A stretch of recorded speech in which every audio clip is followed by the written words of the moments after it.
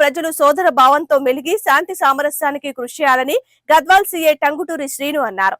మల్దకల్ మండలంలోని అమరవాయి బిజ్వారం గ్రామాల్లో ఎస్ఐ నందికర్ తో పాటు పర్యటించి గ్రామాల్లో శాంతి సామరస్యతకు ప్రజలు కృషి చేయాలని వారు ప్రజలకు పిలుపునిచ్చారు. వచ్చే స్థానిక సంస్థల ఎన్నికలను దృష్టిలో పెట్టుకుని గ్రామాల్లో ప్రజలందరూ సోదర భావంతో మెలగాలన్నారు.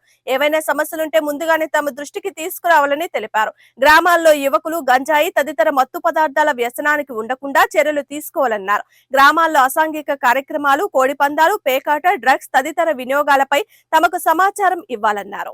ముందర మనకు వచ్చే గ్రామ పంచాయతీ ఎలక్షన్, మన అసెంబ్లీ ఎలక్షన్స్ అన్నా వీళ్ళు ఊళ్ళో లెవెల్లో బయట వాళ్ళు పట్టించుకుంటారో లేదో, కానీ గ్రామ పంచాయతీ ఎలక్షన్స్ అంటే ప్రతి ఒక్కరు జెండాలు పట్టుకుంటారు.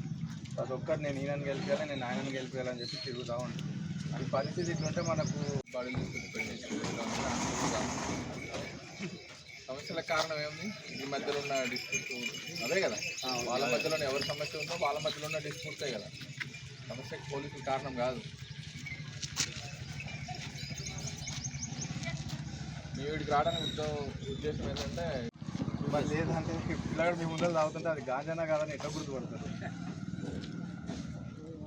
వికారాబాద్లో ఏమవుతుంది, నిన్న ఒక 10 మంది పిల్లలు పోయి శ్మశానంలో కూర్చొని గాంజా తాగుతుంది.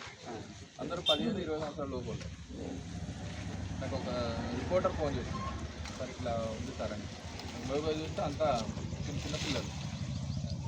ఎట్లా అలవాటు అవుతుందంటే, ఎవడో ఒకడే ఉంటాడు కాలేజీలో, ఒక్కడిద్దరు ఉంటాడు. వీడు ఏం చేస్తాడు ఫస్ట్ వీడు అలవాటు ఒకేసారి ఉపయోగపడుతుంది.